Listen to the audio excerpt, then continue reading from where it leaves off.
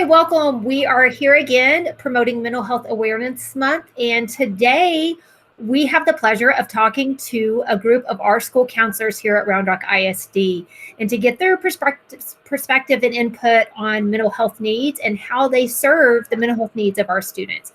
So doing the interview today is LaShonda Lewis. She is our counseling services coordinator for the district. And so I'm going to pass it to her and she will be asking our counselors questions and getting their perspectives.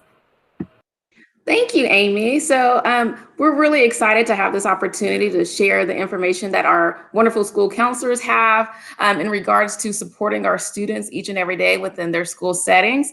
Like Dr. Grossos mentioned, my name is LaShonda Lewis. I am the counseling services coordinator for Round Rock ISD. And really what that entails is supporting the counselors across the district so that they can do their jobs and supporting the students and what they need on their campuses.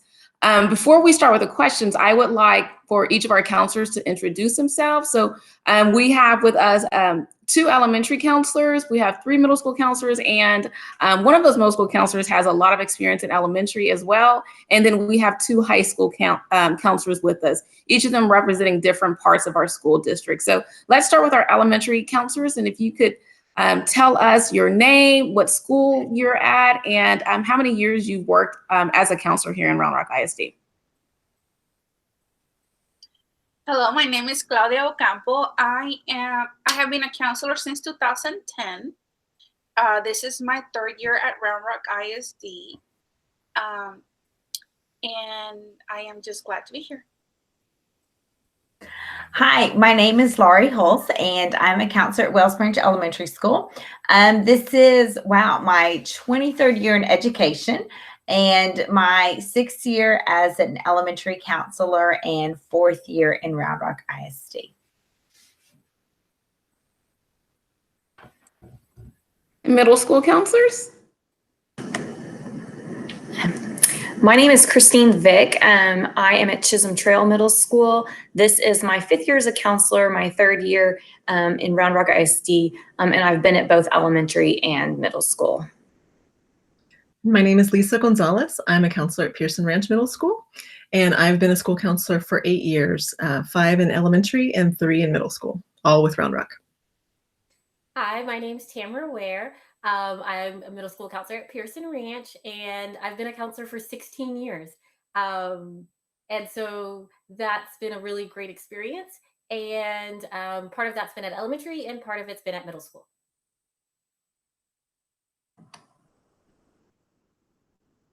In high school?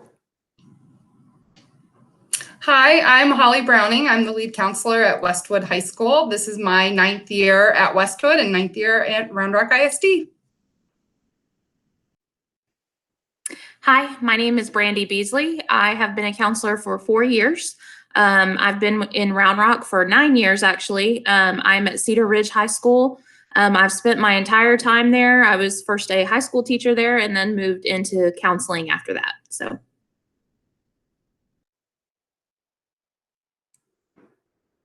Thank you all for joining us today. We're going to go ahead and get started with the questions we have for you all. Counseling varies depending on the level that you're working with. So if you could take a couple of moments to explain what counseling looks like, what your role as a counselor is for your grade levels. So elementary counselors.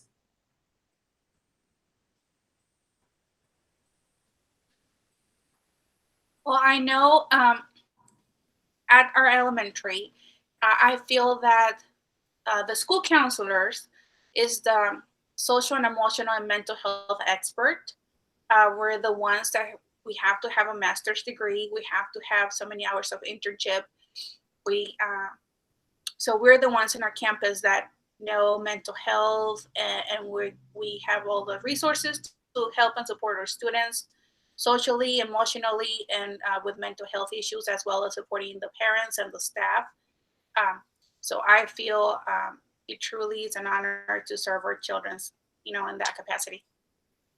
And just to piggyback, just another role that we do as counselors too, ditto on everything you said, but also just providing individual counseling and group counseling for students maybe going through trauma or divorce or social skills or peer relationships or even friendship groups. So we do offer a lot of support in those areas as well. Thank you, elementary counselors. And middle school, can you explain what your role looks like for working with your middle school students? At middle school, the students, it's such a unique time in their lives. They're not little kids anymore. And so they've got new responsibilities, but they're not big high schoolers either. So they're not ready for complete independence and really starting to make a lot more choices on their own. And so they change so much. If you think about when they come in sixth grade and they're so young and just starting out, and then as they leave us heading into high school, really making choices about careers and the learning paths for themselves. And so as middle school counselors, we work to help them process their emotions, because there are a lot of emotions in middle school, and really think about their feelings. We want to help them think about the choices they make and how it's going to impact their lives and make those connections. And then really start to think about that future. What goals do they want to have? So we're really working with that whole child approach. Thank you, middle school, high school. What does it look like for the work that you do with your students on your campuses? I think at the high school level, they're really transitioning to adulthood. And, they've used to, if they've had an issue or a problem, they would tell their parents, they would then come on their behalf. And this is where we really start kind of taking the reins and giving it back to the kids and empowering them to be their own advocates while giving them the strength and support that they need. So that way they'll be successful when they leave us. I think that's really our big goal, is we want them to become the strongest, best individual they can be before they leave us. So that way, when they are out on their own, they're in college, the military, or workforce, they have the confidence and the skills to be successful.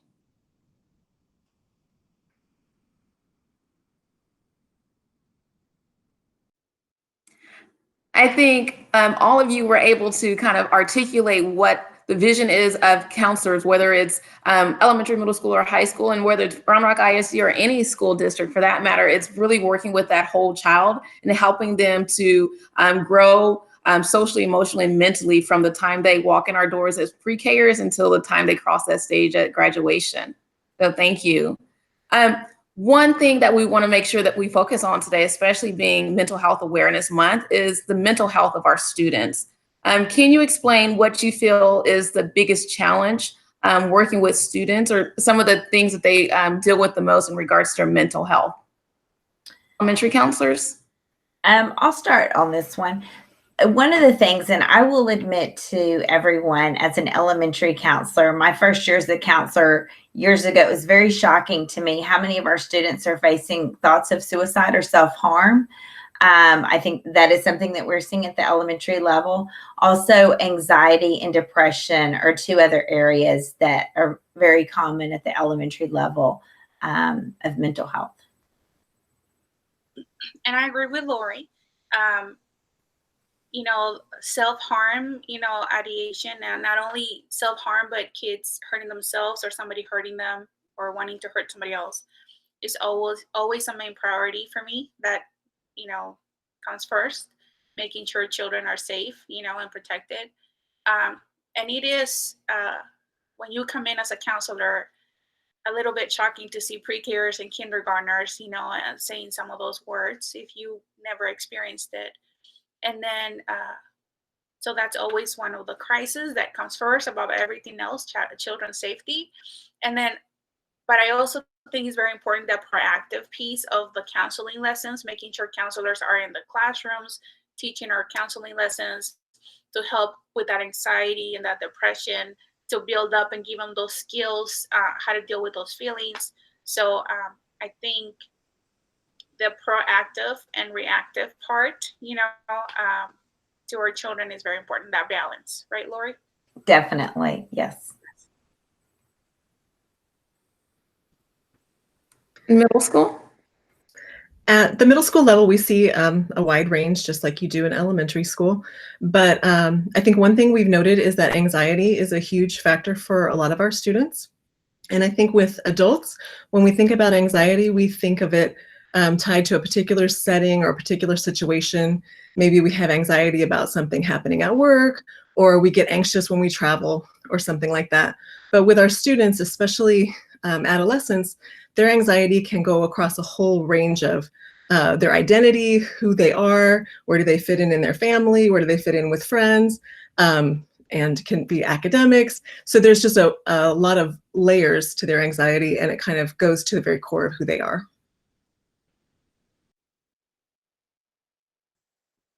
As they transition to high school, what do y'all see with your high school students?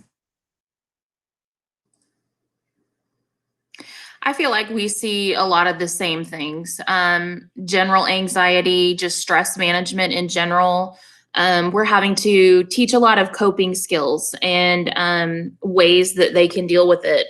Just general problem solving or goal setting in general is also something that I feel like, aren't skills that come naturally to some kids. So those are things that we're also helping with. And then definitely in high school, just dealing with, potential crisis in students. There's a lot of things that in high school, because they're growing up and it's such a transitional time where they're developing that social identity, sexual identity, gender identity. So many of those things come into play. And so that's kind of, we're there as a support for those kids whenever they're struggling with those things. And I think just to piggyback, I think some of the things that we see maybe at the high school level is kids aren't coming with a routine. They can stay up all hours of the night versus maybe a younger child. You have a strict bedtime, or you will have dinner at the table. You will have your homework done before you can watch TV. At the high school, it's usually a lot of whatever game, because everybody has a different schedule. Everybody's going and they can stay up late all night and they come to school with 3 hours of sleep. So it makes emotions bigger and can be more positive or more, negative when they're sleep deprived or they don't have the right amount of food or calorie intake. It's a lot. It can definitely make things worse. All of you spoke on things that I believe that even as parents, we sometimes take for granted. The importance of making sure that we have a regular schedule for our children, regardless of their age, is highly important. I think that a lot of what we hear in society right now is the major impact that social media has on our students. Can y'all speak to what that looks like for your students at the level that you're working with?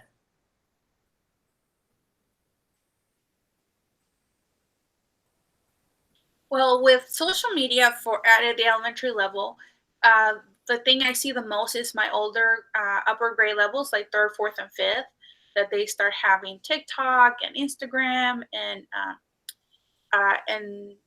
what I feel is it starts affecting their relationships and their friendships, because when you post things on media, you lose the tone, and then things get misinterpreted. So what I help my students deal with repairing those relationships once they've been fractured through social media, and then they can apologize on their choices and behaviors, right, and rebuild those relationships. That's what I see the most. Lori, what do you see? Something, I kind of wanted to touch on, because I feel, social media so much impacts our older students, and like you said, 4th and 5th grade, and then definitely middle school and high school level. But as far as just internet, something I see the most with our younger kids are our students that play games, and they're playing interacting games where they're strangers that they're playing with. And that's something that we really do hit on with our lessons about not giving out personal information. But to me as a counselor, one of the saddest conversations I ever had with a child, we were talking about friendships. And this child told me that their best friend was somebody that they met online, and they had never met this person face to face, but they just played, I think, Fortnite or some game with them every day, from like the second they got home till time to eat and then time to go to bed. But that was their best friend. And so I hear that quite a bit with some of our younger kids in elementary school, that those are their friendships and they're people that they are meeting online who they've never truly met in person. So to me, that is something that I see as an elementary counselor that's just very alarming and scary for me.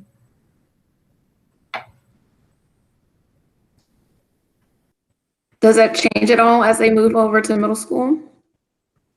Yes, I think that safety piece, but yes. I think that in middle school, you see like social media has a huge impact because a lot of kids are first getting their cell phones. They're finally having social media for the first time. They're getting permission to have it.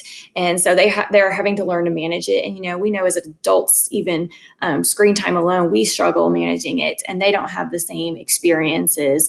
They only see the positives because celebrities tend to only post positive things. So that's what they're all seeing. So it does have an impact on their self-image, on their self-esteem, and because they don't understand that, it isn't always rainbows and butterflies. And then I think too, when they have a conflict, and I know Claudia mentioned a little bit of this too at the elementary school, they do have that conflict. They don't get away from it. So when, I was growing up, we didn't have social media. We didn't have cell phones. So if something happened with a peer, I had time to cool down and go home and take a break from it. A lot of times it's happening at home still from something that maybe happened at school, and they don't have the ability yet, because their brains are so socially connected at this age, to realize, what, I can put this down. I don't have to manage this. And so there is a skills piece that they seem to really struggle with at middle school. Like Christine was saying with the skills piece, we try to be there when the kids, if something happens, but we also really try at middle school to be proactive with things like going in and doing classroom lessons. One of them helps the students compare online behaviors to real world behaviors, because they know, in middle school, how to be nice to each other in person, but sometimes when they get behind the screen, they don't make that connection to those actions. And so we do lessons on that. And then we'll also do campus-wide things. Like this coming Friday is National Be Kind Online Day. And so we'll be doing activities to help promote that and remind it, especially with our kids right now interacting so much online.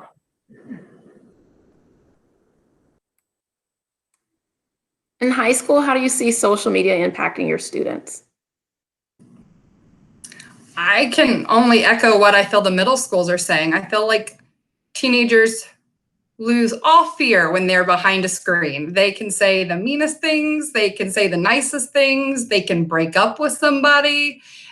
It's so easy to do. You just type it in and it shoots off into the internet. It's amazing what happens, and having to have those discussions, follow-up discussions with the kids later on, like, why was that appropriate? Why did you think to do that? And really having to have them think through those thoughts and processes. And, we do our best, and hopefully by the time they graduate, they have a better grasp. But I think the sad reality is you see it on next door apps, you see it on, news feeds of, adults doing it as well. And I think a lot of it is a lot of adults didn't, again, have social media as a child, as a teenager. They really never were taught what's appropriate and what's not. And we hope people get it and understand and learn what's appropriate, but you really do have to be taught. It's not something that comes just innate to everyone.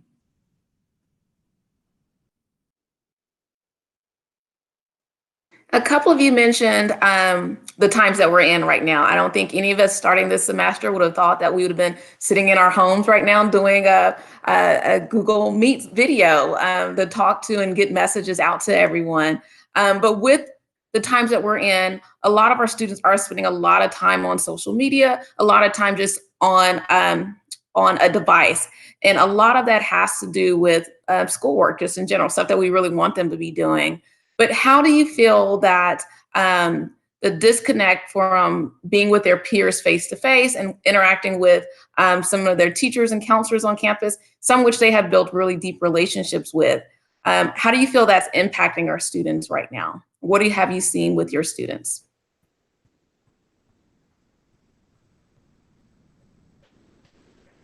I guess I'll jump in. I mean, I'll be honest, it's killing me. I worry so much about the students. Every morning, one of my duties is just sit there and greet each kid as they enter the building, and I get to have face-to-face interaction with every child. And that's been so hard for me, not knowing how, 500 kids at Wellspring Elementary, how they're doing, not being able to see them face to face. and, just worrying about them. So it has impacted me, just not being able to have that connection with them. And I know it's affecting some of our kids just socially, in all areas. I would say socially, emotionally, and academically. I think it's having a huge impact.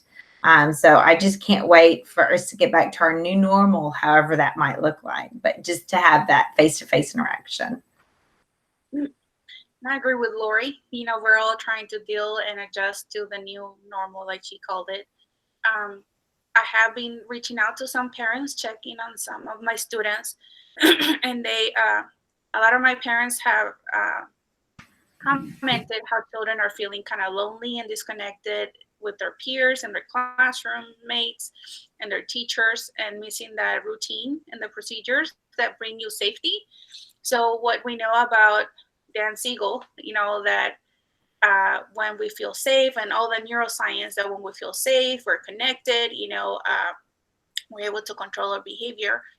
So a lot of these children I think they're so young that they cannot fully comprehend the situation that we're in. Then again, they can absorb from the environment that something is not normal or okay, right? So it might affect their sense of feeling safe in their environment. So a lot of my parents were sharing how their kids are starting to have meltdowns at home, and having arguments with siblings, having attitude, my 4th and 5th graders, with parents regarding schoolwork or regarding siblings. So I think that's kids' brains trying to let parents know, hey, something's going on, I don't feel safe. But then again, our parents are trying to deal with the situation, work from home, be teachers. And so some of my parents themselves they're flipping their lid as well, right? They're not feeling safe. They don't know if they might have a job. So I think we're all trying to deal with this new life. And then I just share resources regarding what can they do at home so their brain can feel safe, connect, have some bonding time. So I've been sharing a lot of resources with my parents because we're not only worried about our children's mental health, but also our parents' mental health. So That's what I understand.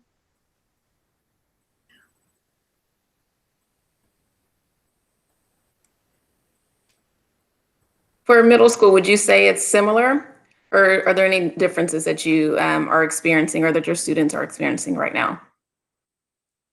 I would say definitely we're seeing students having that a hard time sometimes feeling connected to the learning, and remembering, why it's important to still continue, and making sure that they're staying on top of assignments.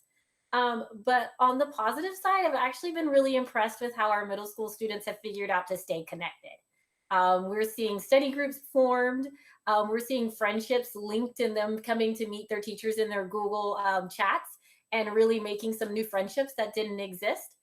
Our campus just hosted a talent show, an online talent show, and we had some students who on campus were really quiet, and you didn't hear quite a lot from them, and they actually decided to submit a talent, and really, it was kind of neat to watch them shine, and that's something they wouldn't have done had we been in the whole campus setting. So it's been, we've had some positives come of it. I like that. I think it's important for us to remember that while sometimes we focus on the negative parts of being, at home right now and socially distancing ourselves from everyone, it's important to understand and see that there are some positives that are coming out of this as well. High school, how are you seeing this impact your students, whether positively or negatively? I think on our campus, at least the students that I've communicated with, I've gotten several emails of students just expressing their overall frustration at not having the ability to have that one-on-one or, small group stuff with teachers, not being able to have peer interactions. And then a lot of them that maybe don't have support systems at home, the school is their substitute support system. So the teachers, the case managers, their peer groups. So those are all things that they rely on to cope on a day-to-day basis and be successful. And so I think without those systems in place for them and that building to go to, every day, that has become very difficult. And then also I've seen students struggle because they've had to go out and get a job. They are now considered a breadwinner for their family. And in order to help their family kind of stay afloat during all this, they're having to try and struggle and figure out that work-life balance, which as a teenager, we know that's difficult anyway. And especially with everything that's going on right now, just the added stress of all that on top of it sometimes becomes too much. And then the only other thing I'll piggyback on is I feel like with our seniors, a lot of them are dealing with grief and loss right now, in the sense that they feel like their senior year, this should be the most exciting couple months of their 13-year education span has been taken from them. And they're hearing it, and their parents feel the same grief and loss because they've been watching their child work so hard that they're experiencing it too. So a lot of families are dealing with grief and loss. Like if they lost a relative, they're losing an experience. And I think that's very hard. And then a lot of them feel guilty for having that feeling because they're like, but at least we're healthy. So we shouldn't complain about first world problems. But we have to keep telling these kids, these are valid feelings. You are allowed to feel like you were jaded out of the end of your high school career, because this should be an exciting time and it should be full of surprises and all these new experiences. And it is unfortunate that they're getting kind of overshadowed with the negative. I think that's really important for us to keep in mind that whatever feelings people are having are okay. It's how we deal with those feelings that become the concern. And I think a lot of times for adults, it can be really hard for parents, especially, to understand that what their child is going through really needs to be addressed, and for them to allow those feelings. So what would you tell your parents of the students at your level in regards to supporting their child's mental health? Well, I think the main thing they can do is pay attention to early signs and look for help.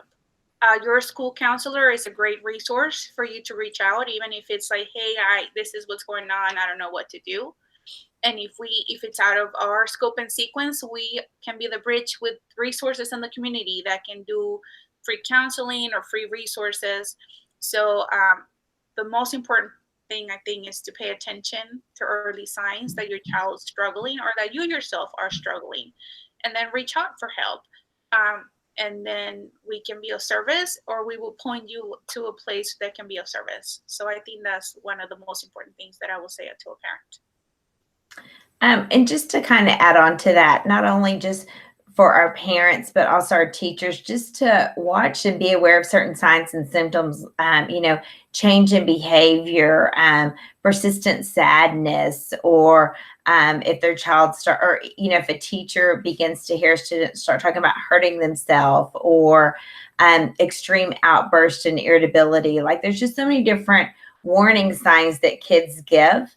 And I think we need to, train our parents and teachers to be proactive in looking at those signs. And, what can we do to help the child? And just, at least 1 in 5 of our kids probably at the elementary level do have some kind of a mental illness. And, over 80%, we don't even, we're not identifying. I'm not saying it's a fault of the counselor, but it's out there, but there's just a stigma attached. And, we need to get help for our kids and convince the parents that it's okay to get help, whether it's for them or their child, and even our teachers, but that, a lot of us need help and it's okay. Just to take away that stigma with mental illness. I guess I would like to add as well that, or teachers and parents, that the most important thing with mental health illness is connection and attachment. Having, for the child to have someone safe that they trust, that they feel connected and they have a bond with, so that they can express, any thoughts or feelings that they might be going through or struggling with. So whenever parents see those signs with their kids, just having some quality time where they can connect and bond with their children.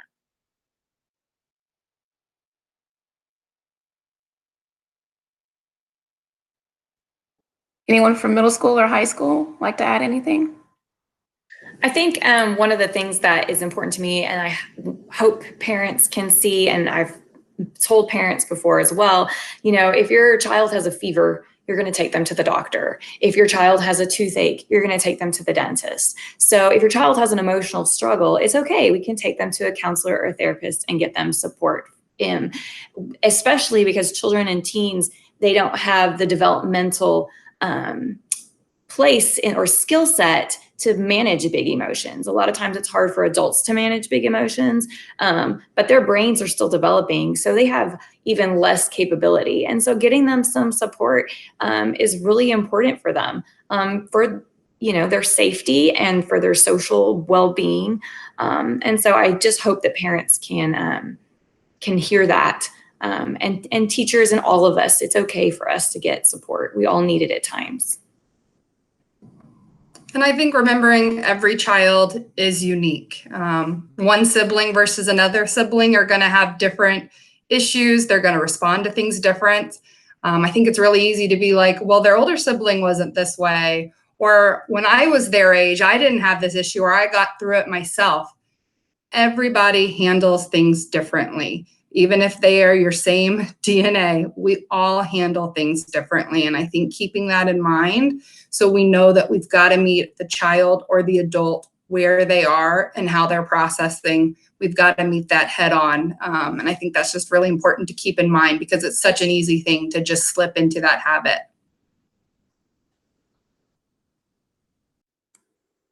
I think it's also really important to recognize that there's tons of resources out there for families.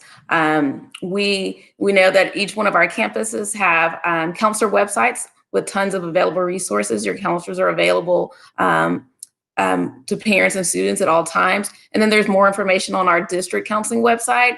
And we have been fortunate enough this year that Round Rock ISD has partnered with Bluebonnet Trails Community Services to provide therapy services to our students free of charge to them.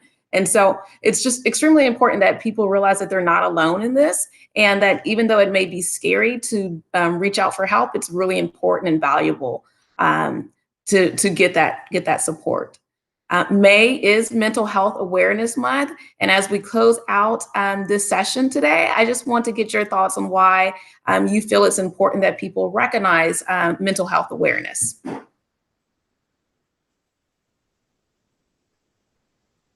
Well, I think it's really important so we can remove the stigma. I know when I was growing up and being a Latina, coming from a Mexican-American background, mental health was something we didn't talk about, and it was something that you just dealt with. And if you needed help, then you were weak, and so I think it's really important that we say, no, it's okay. Like Christine said, if you have a toothache, you go to the dentist. If you have a fever, you go to the doctor. So we all might need support and help from time to time. So it's okay. It is normal. We all struggle at times. So I think it's really important. Lori?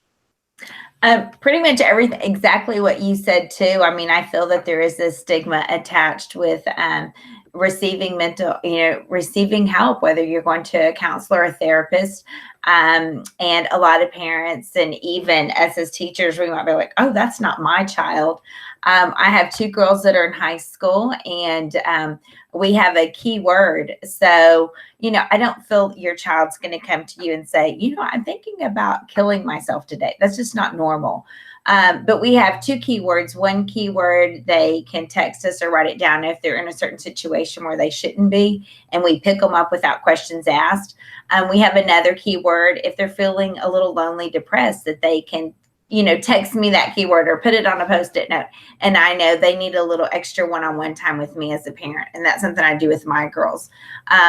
And so I just think as parents, we need to be aware of what's going on with our children. And as, Ms. Vick was saying, get them the help they need, just like you would take them to the doctor or dentist. It's okay. But as parents, I think sometimes we think we're not being a good mom or a good father if our child does need to go see a therapist or counselor, that we have failed. And as parents, we need to realize it's okay. And it's okay for us to get help too, that we're not, superheroes. And the only other thing besides reducing stigma that I would add to that, I think that celebrating this month is important to increase awareness, because as a lot of our counselors talked about, the statistics show that mental illness, mental health struggles are really way more prevalent in our, even from kindergarten and pre-K students all the way up through high school, than many of us realize. And so I think increasing that awareness is really important to help bring down the stigma. It's not just a crazy thing that somebody might be struggling with anxiety or depression. It happens to a lot of people. I think the only other thing I would mention is I think something I get told quite often from parents and students is, oh, they're only doing it because somebody else is doing it. And my response always is back, but they're doing it. Even if it wasn't their initial, like, I'm gonna cut myself, I'm gonna hurt myself. They're doing something because they're needing some type of attention. There is an outcry, whether they did it because it was their genuine thought or it was a copycat moment. Something is hurting them enough that they're looking for attention. They're needing that. So it needs to be addressed, no matter what caused it, what started it. And I think just kind of remembering that there's an outcry, and that's all that matters.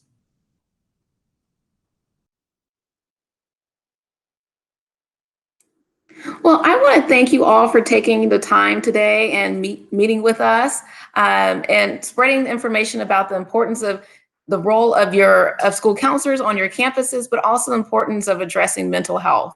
Like each of you spoke on, it's not something that we have to work through on our own. There's tons of support out there. We just have to reach out for that help. So thank you. I'll turn it back over to you, Dr. Grosso.